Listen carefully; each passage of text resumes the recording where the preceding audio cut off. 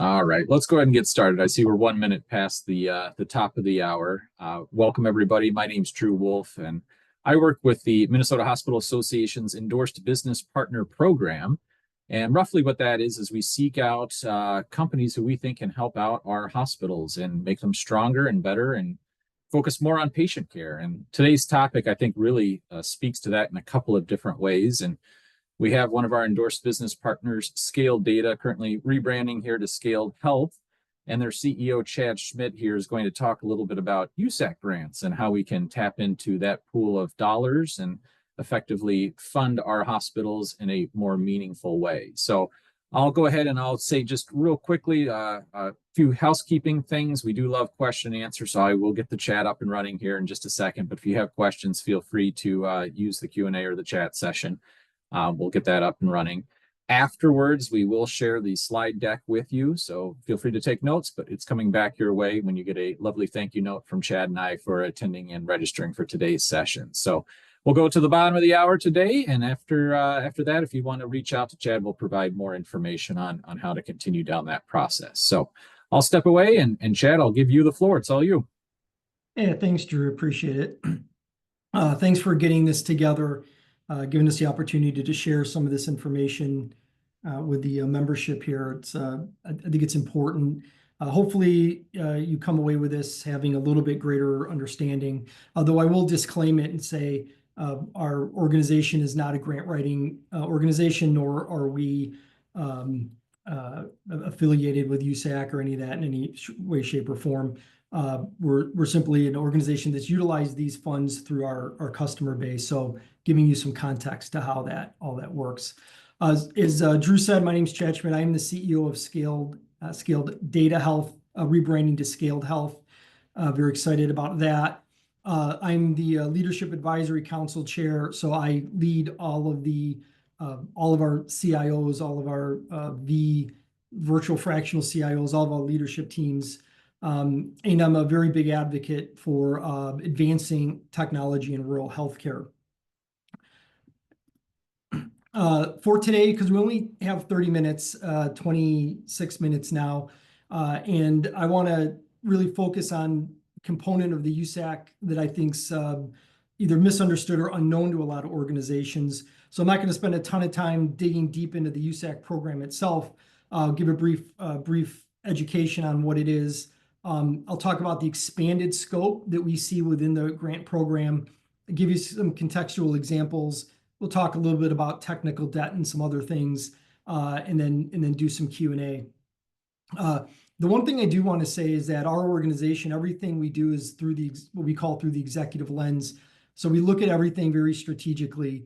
Rarely do we look at it through a technical lens only. We're usually looking at it through business lens. And strategic alignment and moving things forward. And so I want to challenge the folks on this phone call, if you're in the executive team, a C-suite team, to not necessarily think about this simply as a technology component, really thinking of it strategically and return on dollars and investment, modernization, things that you would like to achieve or looking to achieve or maybe have thought about. How augmentation of dollars can be used to shift away from the utility of technology to the strategy of it. So really quickly, most people have heard of USAC, and a lot of organizations are consuming it. It is purpose-built for rural healthcare. It was designed a number of years ago, really to help bring about more use of telehealth, broadband connectivity, bandwidth, et cetera. It's sort of grown a little bit from there. We'll continue to grow and adapt as time goes on. Voice, data, and broadband were really the things that they were focusing on, telecommunications, connectivity, et cetera. So it was a purpose-built fund. And again, a lot of organizations are utilizing it at a very small conceptual approach. And I want to talk about the expanded scope, but specifically one of those expanded scopes. From an eligibility perspective, non-for-profit healthcare organizations in rural areas are eligible to be hospitals, health clinics, long-term care, community health centers, FQHCs, et cetera. Non-rural healthcare organizations with a presence in a rural area also might be eligible for the funding. So if you are an independent hospital or a system, but you've got clinics or other healthcare that are in those rural areas, they can potentially be eligible for the funding. The fund contributes back 65% on the dollar, and that period starts in June. So this funding period starts in June and circles through that 12-month period. So we work with a lot of small healthcare organizations around the country. We utilize our ability to go in and talk and work with leadership teams. And what we've noticed is that there's a general sort of lack of awareness around the expanded scope of USAC. So most companies and most healthcare organizations we come to are utilizing USAC to pay for their internet circuits, maybe pay for some hardware that's eligible under the program. They're submitting as an independent, which means the scope on what they're eligible for is limited, as well as the cap on the dollars available to them. So the typical use of USAC funds that we see are minor equipment purchases, such as firewalls, broadband internet circuits. Usually that's the thing that most organizations are utilizing it for. The expanding scope under the USAC consortium, which is just 2 or more organizations that's kind of banded together that submit as a single application to USAC, allows us some additional expansion within the services or opportunities for funding within the program. So there's a possibility that you are part of a consortium and don't know it, or you may be part of a consortium and do know it. But if you are not, it would be highly advantageous to become a member of one. And our organization can help with that. We can work with Drew, but if you're submitting independently, you are limited as to what the scope of services are. So we definitely want organizations to be more aware of the expanded services, but specifically, we want to make sure that you're aware of one in particular expanded service that can help reimburse a fairly significant amount of costs back. And I'm going to pause here, and I'm just going to say back to my initial comment around thinking strategically, because it's not your father's IT department anymore. The sort of status quo of how IT operates is not going to get us into the future. So when we're thinking about how we can reallocate dollars or reinvest in the technology, in our technology departments, that's a critical piece is to our vision of how you can be creatively using some of these USAC dollars. So under the scope of services for USAC, they do allow for what's called network management. And this is some of the list of things that fall under here. Now, generally speaking, when we work with smaller healthcare organizations, they are many times challenged on the higher end skill sets necessary to fully deploy or fully maintain sort of these things. Set aside the strategic side of moving things like these forward. So services, network maintenance, network management, network operation, network security from a service providing perspective is a really, really big one. Shared infrastructure, shared maintenance. So effectively, this is all of the things required to manage your network. So per the program rules, personnel costs are not eligible. So if you're staffing this on your own and you're struggling with this, the staff you just can't add staff. This is professional services oriented service organizations are eligible to supply the services required for the network services component of this, or the network management. So addressing the needs from the network management, we see a lot of this. Doesn't mean it's your organization or all, but certainly we see that there's a sort of lack of expertise in this area. A lot of smaller healthcare organizations have a very keep the lights on mentality. That's generally due to budgeting reasons. But we see oftentimes a missing expertise. And I'm going to step aside for a second here and say that this is a really important note, because during speaking engagements or when we work with executives, one of the things that we like to mention is that, or we sort of ask the question, what's the difference from a technology perspective between an independent hospital with 300 beds and a critical access hospital with 15 beds? The answer is there is no difference other than scale. You still need all of the expertise, all the knowledge, all the experience, all the skills, all the wherewithal in order to deliver on a truly modern technology department for the sake of growth and integration for your healthcare organization. Yes, the scale is much different, but all of the other things are the same. Your responsibility for delivery, for compliance, regulation, all of those things are mandated and required. And it's often very difficult to achieve those things when you have 2, 3, 4, 5, 6 people. For addressing these expertise in all of those areas that are under scope, organizations that are looking to modernize, so most, not all, but a fairly significant amount of organizations that we go into have a lot of technical debt, which I'll define that here in a few minutes, but they're looking for opportunities to modernize their environments. I look at things, and our organization looks at technology in two ways. There's the utility side of technology, which this addresses, and there's the strategic side of technology, which is moving your organization forward. Modernization projects, modernization approaches actually deal in both of those areas. So organizations looking to modernize. Organizations challenged with cybersecurity. A significant amount of organizations we work with, they'll have like a cybersecurity company that does an audit and gives them 1,000 things to do. Often they're very challenged in completing those objectives or getting them done. They may have a security services company doing SOC and SIM, looking at traffic, but oftentimes they're very challenged with the overall cyber risk management component. This can help address portions of that as well.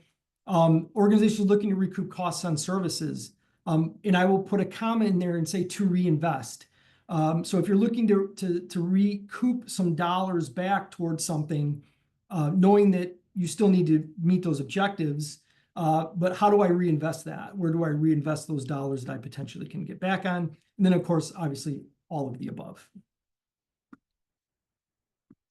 So a contextual use case for this, we've had a critical access hospital moves to, say, a department as a service model and recoups $200,000 a year back from USAC because that network management portion can be carved out and you can receive the funding back as it relates specifically to the work required to get that completed.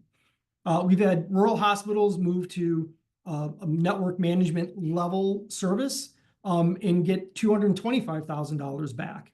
And from the creative perspective, it's like, well, how can I add more value there? What can I do with that money? Or how can I work with my MSP or my service provider to build a more value-driven proposition based on the dollar amounts that I can eventually potentially get back from USAC? So there's ways that you can conceive your relationship with a service provider in order to leverage a higher return and then ask that service provider to do more for you based on a higher premium that you may pay for, say, a platinum level network management service. So in those cases, those organizations took that money and they reinvested it back into technology because they knew that they were short and wanted to shore it up in a pretty major way. So those are just a couple contextual ways in order to leverage the available dollars that could come back to you. And again, the bigger your presence, the more opportunity you have to save. Additionally, I will mention that one of the other components of the expanded scope within the consortium that is covered is building costs. So there's an engineering construction component that will allow you to retain some dollars back as it relates to building, if you're expanding your hospital, building new clinics, building a new hospital. We've got a customer that is in the state of Washington that is actually building a new hospital that's going to be leveraging a pretty significant amount of dollars for fiber runs, connectivity, and so on. As part of the consortium, you also see a higher cap on those dollars. So if you're submitting independently, there's a limitation on the total amount that you can get back based on USAC. If you're submitting through a consortium, that amount is increased by the number of people within the consortium. So if your cap, and I'm just going to throw a number out there, was say $200,000. If there's 20 people in the consortium, you multiply that by $200,000. So the cap on the dollars goes up pretty significantly.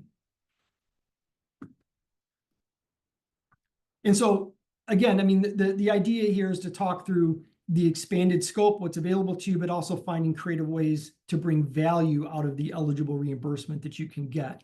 And again, whether you were working with us or working with another service provider, you would want to work with them to figure out what is that creative way that I can draw more potentially out of the USAC funding by being creative and thinking of ways where I can leverage the fixed fee cost coming back to me, and build more into the value proposition. And I can speak more to that in detail if anybody's interested. But again, I want to just, the idea here is to make sure that you're aware of this stuff so that you can take action on it. And finally, so we can leave time for questions if there are any, I want to just really briefly talk about technical debt. So technical debt can be crippling to organizations. And if you're an executive, you may be aware that you have it or you may not be. But generally, technical debt, as our definition, is where you have not made investments. And that could be in people, process, or property that really allows you to only invest and run and maintain. I can only keep the lights on. I can only keep doing what I'm doing because my capital investment would be too high to do anything else. Technical debt can be crippling to an organization. We've seen super small hospitals that have had, $600,000, $700,000, $800,000 in technical debt. We've seen large hospitals, rural hospitals, 50 beds that have had $4 or $5 million in technical debt.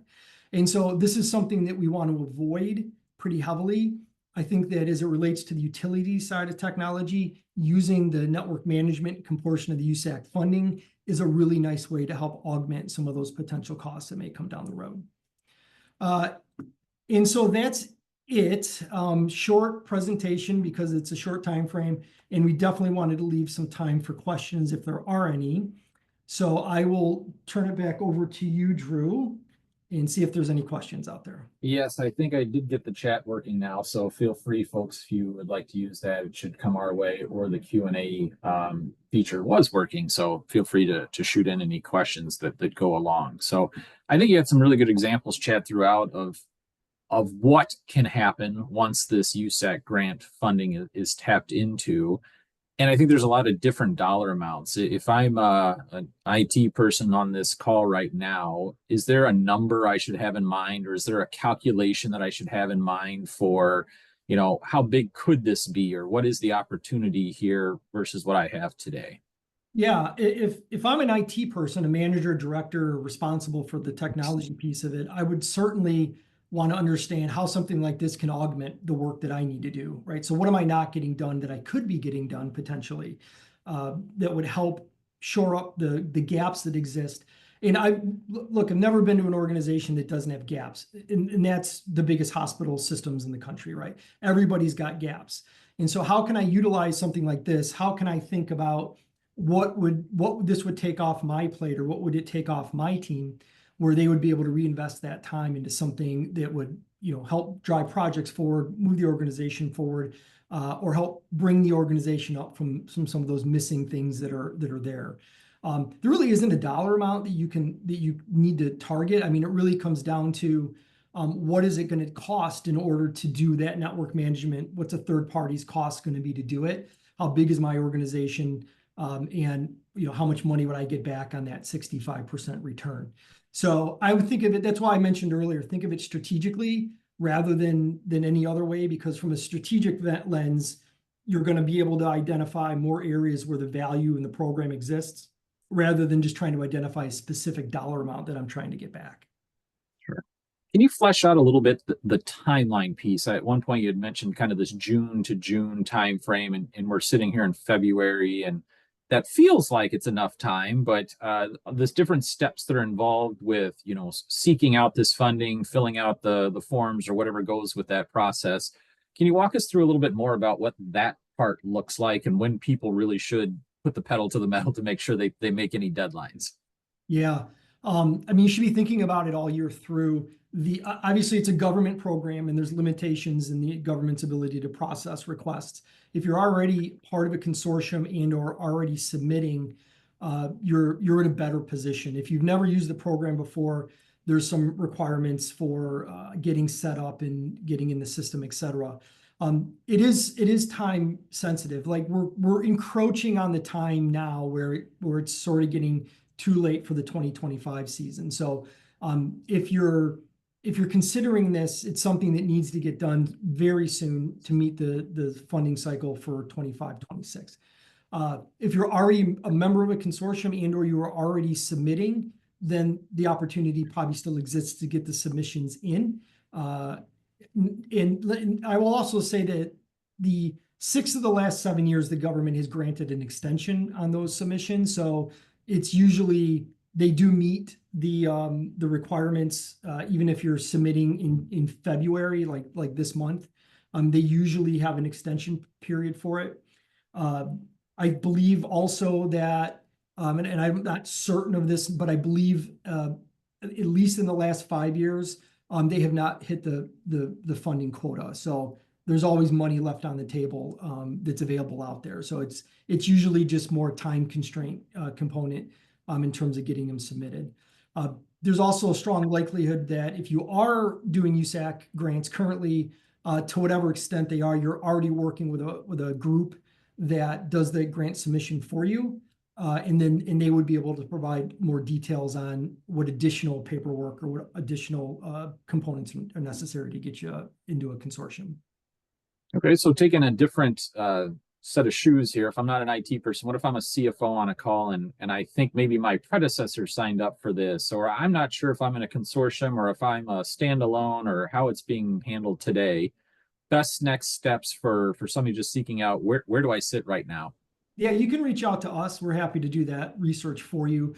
It's all public information, so there's ways to go out and go to the USAC site and just see whether or not you have submitted in the past, what dollar amount you received back. So it's all public information, but we're happy to do that for you if you're interested in learning more about it.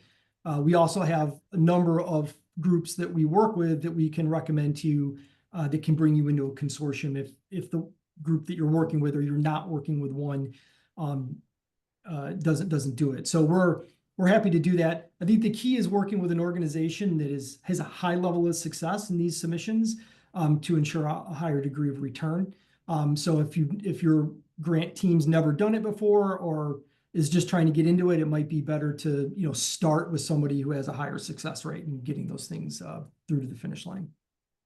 All right, looks like I got one more, so feel free to keep them coming. But what level of collaboration does it require to be in a consortium? Is it truly in paperwork alone, or is there some level of expectation for being in a consortium?